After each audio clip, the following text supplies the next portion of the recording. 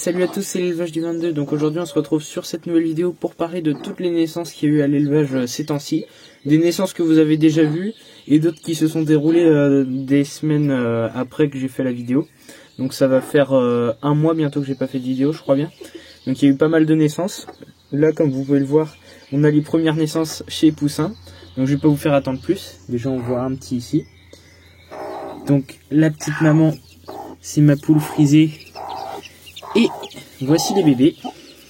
Alors ici on a un petit, pour l'instant j'ai des doutes mais j'ai l'impression que c'est un noir caillouté. Possible qu'il soit porteur chocolat. Ici un petit chocolat, un lilas, donc alors lui il est franchement magnifique. Si c'est une poule je la garderai pour mettre avec mon coq chocolat, donc voir ce que ça donne au niveau de pourcentage pour obtenir des chocolats ou des noirs. Ici le tout premier petit janzé de l'élevage, donc vraiment c'est le seul. Et ce qui est très intéressant, c'est que ces mamans, donc les janzés, sont censés avoir les yeux noirs ou brun foncé. Et ces mères, donc je ne sais pas c'est laquelle, hein, elles ont toutes les yeux noisettes, donc ce qui est un défaut. Mais lui, il a les yeux noirs, donc comme son papa, et ça c'est parfait.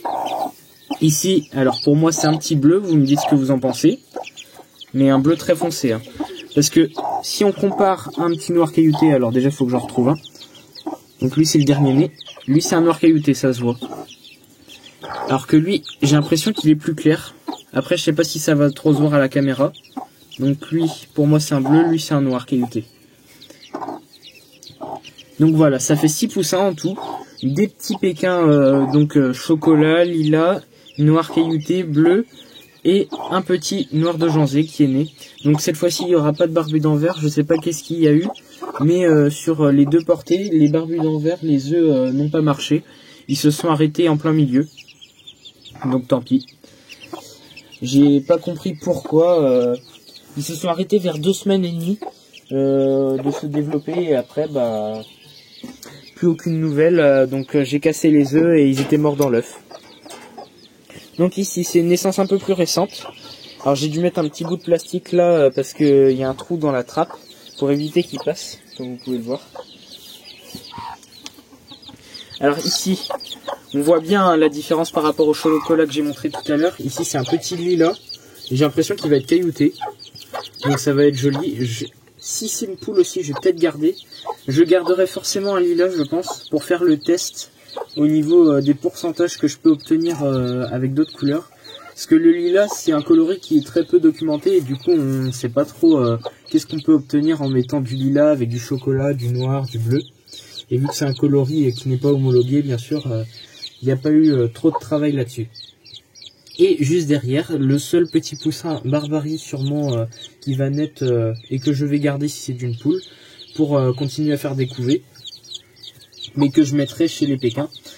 Comme ça au moins je sais différencier les œufs parce que comme on peut voir la différence de taille est quand même assez flagrante entre les deux. Donc il y a une sacrée différence de taille, les œufs sont plus gros et comme ça me permet de différencier, de mettre des œufs de Pékin à couver et pas des œufs de Barbarie. Et c'est plus simple après aussi pour les couver parce que les poules Barbarie sont un peu plus douées et ont un instinct maternel un peu plus fort que les poules Pékin, même si les poules Pékin sont des très bonnes couveuses. Hein. Ça, faut pas douter là-dessus. La preuve en image. Donc ici ce qui s'est passé, elle a que 2 poussins de base, elle en avait 5. Mais 3 sont décédés parce que la maman n'est pas allée les couver. Donc en fait ce qui s'est passé précisément c'est que ils étaient dans une caisse. La maman donc avait ces 2 petits poussins là avec elle. Mais elle n'est pas allée couver les autres qui étaient en dehors de la caisse pendant la nuit. Et bien sûr c'est quand ça s'est passé quand j'étais pas là. Du coup j'ai pas remarqué ça le soir et les poussins sont décédés le soir. Donc ils avaient 4 jours. Ils n'ont pas survécu. C'était des petits noirs cailloutés et un lilas comme le petit lilas qu'il y a ici. Donc voilà. Et ici du coup la portée se porte très bien. J'ai pas fait la même erreur de mettre dans une caisse cette fois-ci. Je les ai mis directement à même le sol avec du foin. Comme ça au moins il y a moins de risques. Et aussi ce que j'ai fait c'est que normalement c'est un clapier double. Mais du coup j'ai mis une caisse comme ça. Donc la caisse où elle était. Pour barrer et éviter que les poussins aient trop d'espace au tout début. Et après j'ouvrirai quand ils seront un peu plus grands, qu'ils auront vers 2 semaines, quand ils seront sautés et tout. Parce qu'il y a quand même un sacré dégalage comme vous pouvez le voir. Donc suffit qu'elle gratte le foin au niveau là et après les poussins ils peuvent plus ressortir. Donc c'est pour ça que j'ai barré ici. Donc voilà pour les poussins. En tout du coup il y en a 6 ici et 2 là. Donc 6, 7, 8. Plus les 2 petits poussins qui sont en haut. Alors eux je vais pas vous les montrer. C'est Mélior, mon petit barbu qui est censé être un grube. Et un petit Pékin noir chocolat. Noir ou chocolat, je sais pas encore trop. J'ai l'impression qu'il a des reflets chocolat. Si vous voulez les voir, faudra aller sur Instagram. J'avais publié des photos à leur naissance. Et je les montrerai quand ils seront plus grands. Parce que là, j'aurai pas le temps de vous les montrer. Donc voilà pour ici. Alors là, on a le papa de 3/4 des poussins. Vous l'achetez surpris. Hein. Donc le petit Napoléon, qui va très bien. Alors Chocolatine, lui, a eu une mésaventure ce matin. Il est allé dans l'eau. Du coup, il était tout trempé et là, il est en train de sécher. Je sais pas où il s'est mis, mais il doit être au soleil. Donc ici, alors là, c'est une attaque. Les lapins, là, étaient dans les clapiers que je vous ai montré tout à l'heure. Ils sont 12. Donc, ma jolie petite maman, là, et bah elle a eu 12 bébés. La pauvre, elle va être crevée à force. Va falloir que dans tous ces petits lapins-là, je les sexe tous. J'espère qu'il y a 50-50 au niveau mâle et femelle. En tout cas, on verra ça la semaine prochaine. J'essayerai un premier sexage. Ou même dans 2 semaines, parce qu'ils sont encore assez jeunes, comme vous pouvez le voir, comparé à la maman. Maman qui est déjà petite. Hein. Elle n'est pas très grande pour une lapine fermière. Et parce qu'elle a eu des problèmes. Elle avait été malade et tout. On a réussi à la sauver. Bon, ils ont une cachette. De base, c'était pour les femelles cochons d'Inde, mais on a mis ça là pour les petits lapins. Donc en tout, ils sont 12 dans la portée, ils se portent tous très bien, comme vous pouvez le voir, il n'y a pas de décalage de croissance. Ils ont tous à peu près la même taille, à quelques grammes près je pense. Hein. Et autrement, bah tout le monde va bien ici. Donc je vais pas passer trop de temps là. C'est les bébés à Pops, Pops qui est en bas, d'ailleurs je vais aller vous montrer tout de suite. Le petit Pops. Donc le petit Pops qui est sorti ce matin, je sais pas s'il veut ressortir. Je vais lui laisser son clapier ouvert. Donc voilà, en tout cas ici, ah bah si, voilà, il est sorti, c'est bon, il va partir en escapade. Ici on a Loki qui lui va sortir juste après, je vais le faire sortir, parce que sinon il va être jaloux. Là on a les femelles cochons d'Inde, alors je vous rassure, c'est provisoire, elles sont toutes dans leur cabane, à part, pour une fois, ah bah non j'ai rien dit, elles sont toutes allées dans la cabane. Elles sont là provisoirement parce que du coup on a déplacé les petits lapins dans leur clapier, 3 cases. Et elles vont aller dans un clapier un peu plus grand, donc dans un clapier 2 cases ou 3 cases. C'est vraiment provisoire, elles sont là depuis début de semaine dernière. De toute façon, les femelles cochons d'Inde, c'est pas les plus actives du monde, la preuve, elles sont toutes dans leur clapier. Comparé aux mâles qui sont juste là. Donc ici on a Kofi. Kofi ce matin qui m'a fait une petite frayeur parce que j'avais l'impression qu'il avait les oreilles assez rouges. Donc je l'ai manipulé pour regarder si ça allait. En fait non, ça devait juste parce qu'il y avait chaud et il y avait des vaisseaux sanguins qui parcouraient dans ses petites oreilles. Donc voilà, ici on a Fripouille, Grignotte qui est au-dessus, donc mon petit mâle tricolore lisse. Oh les petits feignants. Donc voilà, il fait assez chaud aujourd'hui. C'est pas des températures non plus caniculaires, hein, mais il fait assez chaud. Ah, donc voilà le petit Chocolatine qui est encore pas mal mouillé, comme vous pouvez le voir. Donc en fait il est tombé dans un seau d'eau et heureusement que j'ai vu parce que sinon il serait resté dedans et il était tout trempé quand je l'ai vu, le petit pépère. Donc j'ai vidé le seau bien sûr. Donc encore des bébés ici. Alors si je me rappelle bien, quand je vous les avais montrés c'était des tout petits machins, des tout petits trucs roses, s'ils étaient nés. Hein. Je me souviens plus si j'avais montré dans la dernière vidéo, mais en tout cas les voilà. Donc devant on a un petit lys, comme vous pouvez le voir, donc comme le papa Cosette, qui est juste en bas par terre. Et derrière, si j'arrive à la prendre, une petite soyeuse. Alors je sais pas si c'est une femelle, je dis elle, mais je sais pas du tout si c'est une soyeuse ou pas. Une femelle. Donc comme vous pouvez le voir, elle est soyeuse comme sa maman. Maman qui est ici. Donc ça donne une impression des plumes avec de la soie. C'est comparable à des poils, hein. C'est tout doux quand on touche. Donc les deux petites là sont réservées. Alors normalement de toute façon dans la portée c'est un mâle et une femelle, donc il y a forcément un garçon et une fille. C'est très très rare d'avoir le même sexe dans une portée. En tout cas chez les tourterelles avec des dizaines de portées que j'ai eues, J'ai toujours eu un mâle ou une femelle, ou alors dans les portées uniques, une femelle ou un mâle. Quand il y avait un des deux œufs qui n'était pas fécondé. Donc voilà pour ici, les tourterelles, ça se passe très bien. Alors ici, les petits fauves de Bourgogne. Donc comme vous pouvez le voir, ils sont 8, hein. 8 petites patates. Les petits potirons comme je les appelle, parce que leur maman s'appelle Citrouille. Donc pareil ici, va falloir séparer d'ici un mois mâle et femelle. Comme vous pouvez le voir, ils sont assez curieux. Bon, ils sont un peu peureux comme leur maman, ils tiennent pas trop de pops. Donc voilà, que des petits fauves de Bourgogne. La maman est là-bas. En tout cas, tout le monde va très bien ici. Dans les lapins, cette année, il n'y a pas trop de problèmes. On n'a pas eu de malade depuis un certain moment. Je leur ai donné du saule et ils ont eu foin granulé comme d'habitude. Donc en ce moment, il y a moins de fruits, donc ils n'ont pas trop de pommes et tout ça.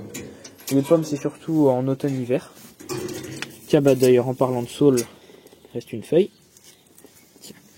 Donc la petite dragibus, alors elle m'a pas fait son nid au meilleur endroit du monde, hein, parce que c'est dans le coin où il y a l'aliment et tout, donc la cage est bloquée. Donc je sais pas si vous allez voir quelque chose, si on voit un peu. Alors il y a des petits rouquins et des petits marrons. Alors ce qui est bien avec dragibus, c'est qu'elle est sympa, du coup elle me laisse toucher le nid. Donc voilà, comme vous pouvez le voir, des petits rouquins, des petits marrons. Alors par contre, ce qui est moins sympa, c'est qu'elle a eu l'intelligence de faire ça dans la cage où elle faisait caca. Du coup, je ne peux pas changer cette cage-là, ce qui est un peu contraignant. Il va falloir que dès qu'il sort du nid, je nettoie ça. En tout cas, au moins les 3/4 de la cage et laisser l'endroit où il y a le nid. Parce que sinon, ça va être trop sale après. Donc voilà pour ici. Alors les pigeons, eux... c'est la décadence pure. Le petit Gazik a très bien grandi. Hein. Maintenant, il appuie sa tête de bébé. Donc voilà, il se promène un peu partout. Les 3/4 des pigeons ne se ramassent plus. Ils vont tous dehors pour dormir. Il n'y a que 2 couples qui restent à l'intérieur. Un couple qui niche derrière que je vais vous montrer. Et un qui va faire dans une boîte. Donc là, pour le coup, j'arrête totalement les pigeons. Cette année, j'arrête pas l'élevage de pigeons, mais j'arrête la reproduction. Parce que ils font que de copuler. Donc voilà, c'est ce que je vous disais.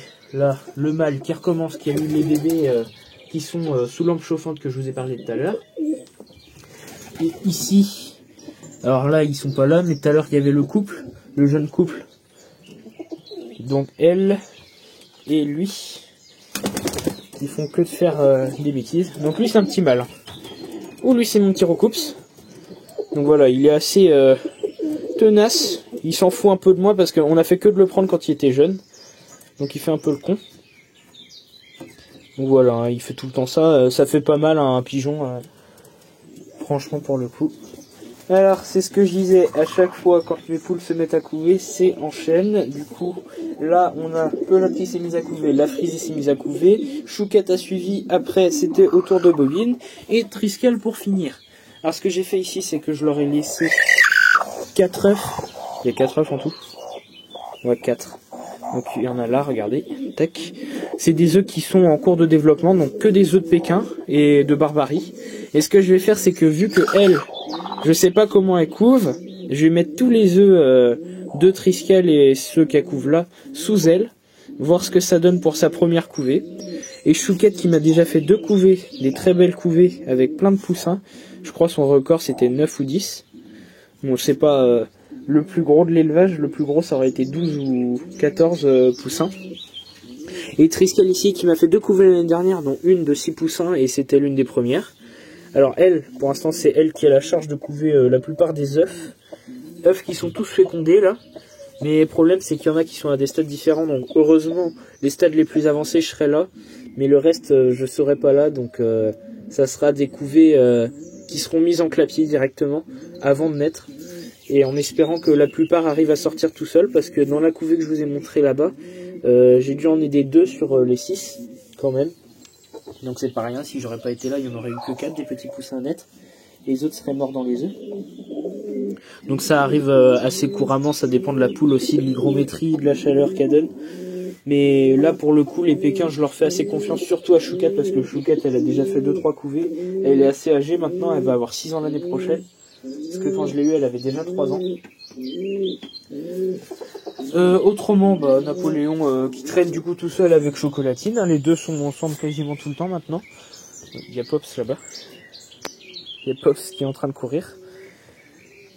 Donc faudra que j'aille leur chercher du pissenlit. Alors ici, on a la madame. Alors, pour le coup, c'est vraiment exceptionnel parce qu'une noix normalement ça couve une fois dans l'année. Donc attendez, je remets normalement. Une noix ça couve une fois dans l'année. Tac. Le zoom est un peu nul. Et elle a décidé de couver une deuxième fois. Donc, alors le problème, c'est que elle couve les petites louloutes. Donc voilà.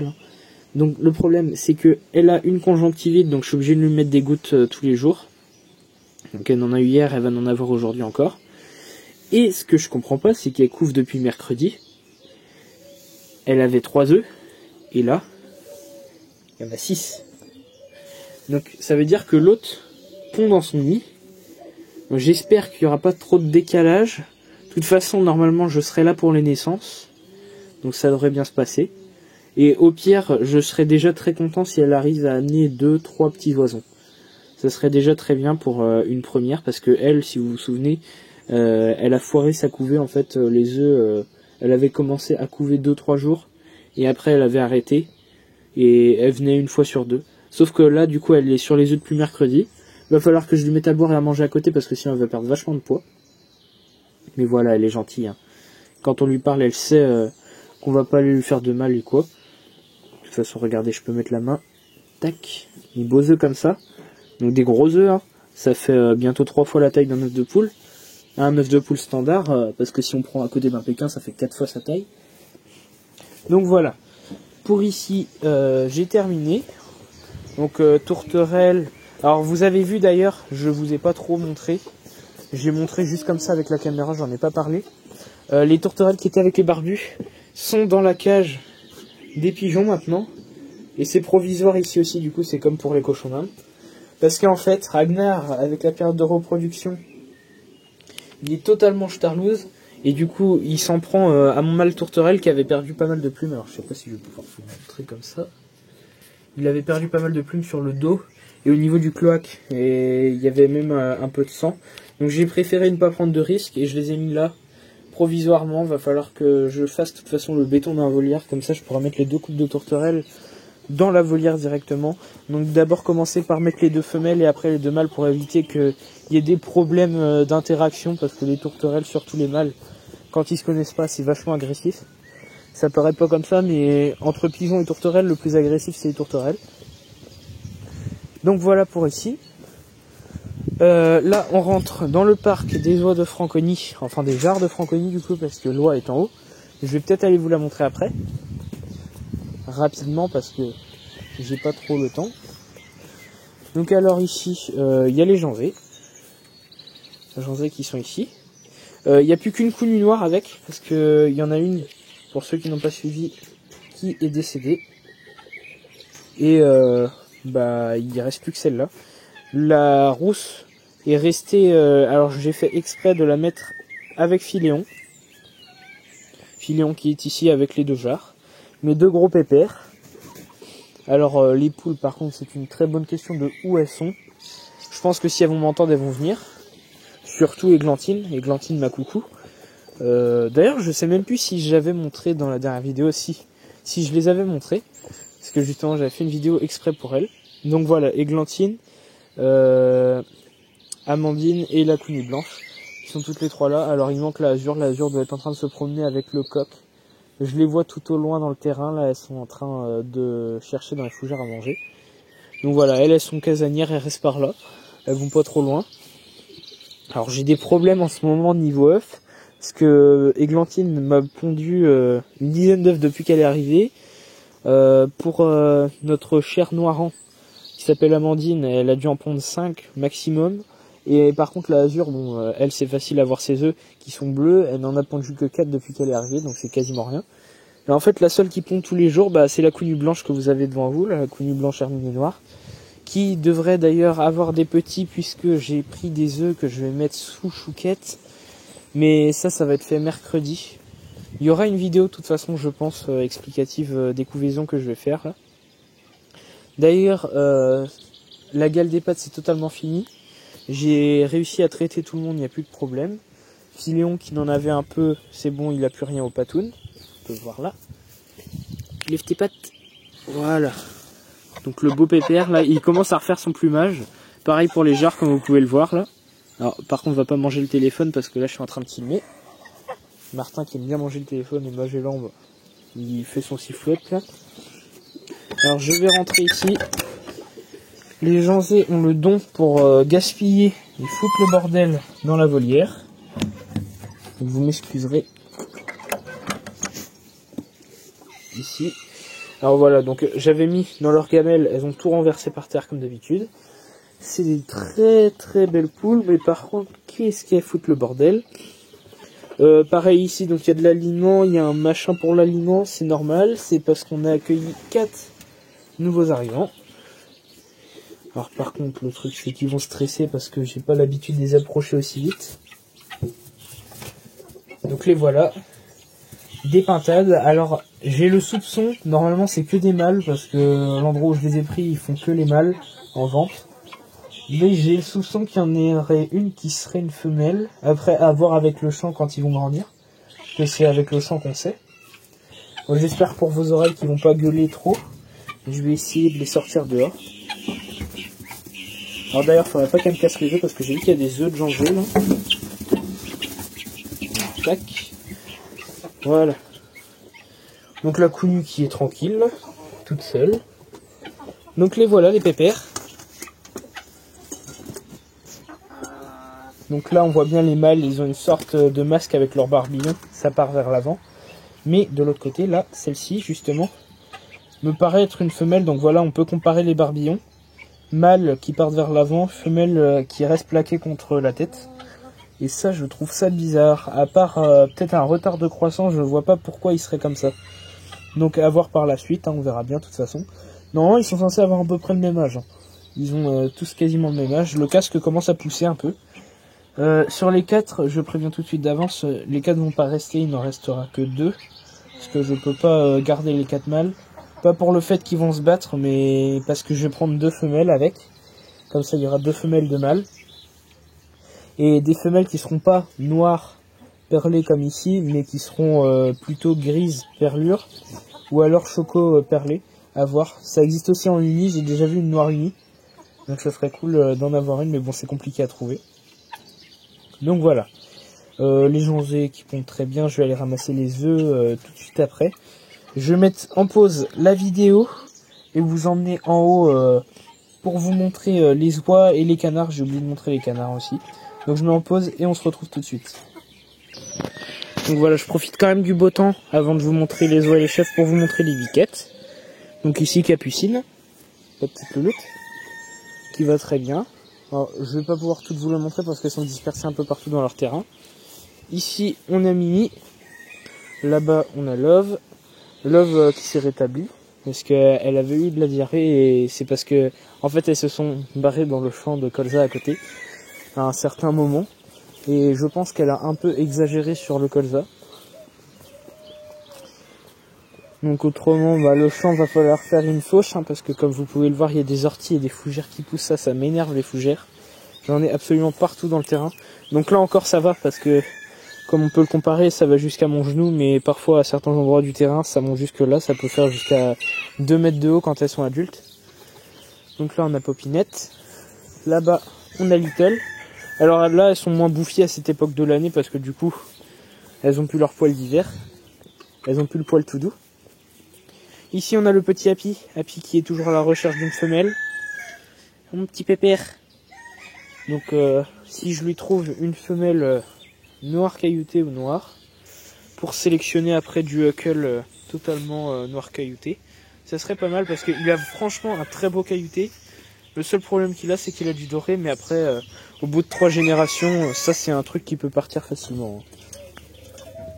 Le doré et le noir c'est des coloris qui sont très proches, Du coup c'est normal. Je pense son croisement ça doit être du perdrix avec du noir caillouté ou quelque chose comme ça. En tout cas il est très très joli niveau coloris, mais bon c'est pas du pur.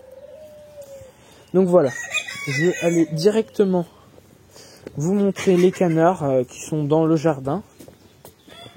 Donc je vais mettre en pause la vidéo et vous montrer. Donc voilà les canards.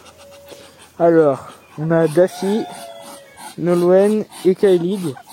Donc les deux cannes, alors je sais pas c'est laquelle des deux, ça doit être Kylie, donc la jeune canne. 19 œufs dans le nid l'autre jour, alors je sais pas si elle a arrêté de pondre, mais en tout cas elle couvre pas encore comme vous pouvez le voir. Le grillage qu'il y a là c'est pour éviter qu'il me mange mes salades parce qu'il n'en reste plus que deux en plus avec les limaces. Il y a les fèves là-bas, comme vous pouvez le voir, ils passent à côté. J'ai les artichauts et tout ça. Mais bon, ils font pas trop de dégâts dans le jardin parce que l'herbe est assez haute. Du coup, c'est pas comme si ce serait de l'herbe rase qui mettrait de la boue partout et tout. Parce qu'en plus, les points d'eau là, qu'il y a dans le jardin, donc là il y en a un ici avec les iris d'eau, c'est totalement recouvert par les lentilles, donc ça fait comme s'il n'y avait pas d'eau.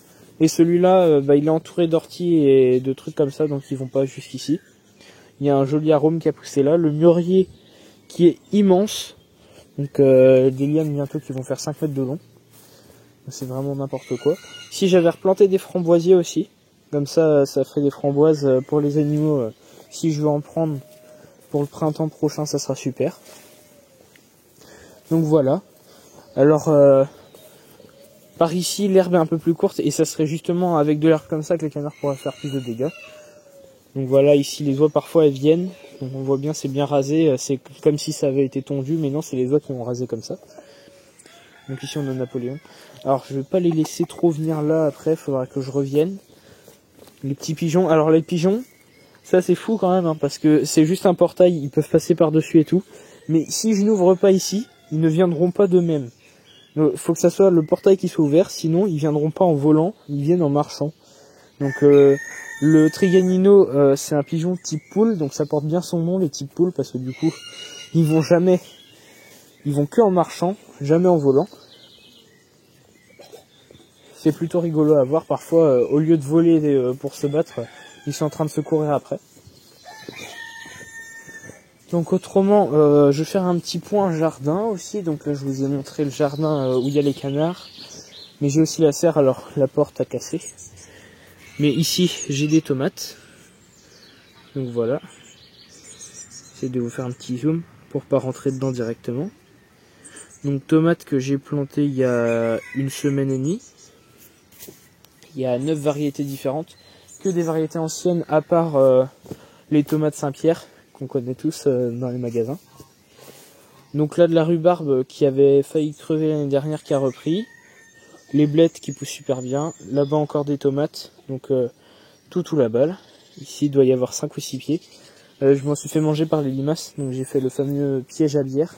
Alors faire attention avec les pièges comme ça parce que les hérissons, si vous ne cachez pas ou si c'est dans un endroit qui n'est pas clôturé comme le jardin d'ici, les hérissons peuvent en boire et après ils finissent bourrés et c'est pas bon pour eux. C'est pas bon du tout. Donc voilà. J'entends les guinées qui sont là-bas. Bon, je veux pas trop m'approcher des guinées parce que sinon elles vont râler. Donc là c'est Witiko et l'autre oie justement que je soupçonne de pondre dans le nid à Esme. Donc voilà.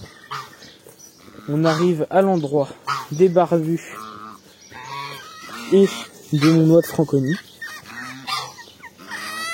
Alors ici les petites barbus qui sont maintenant seules dans leur petit parc, que je bouge tous les jours bientôt.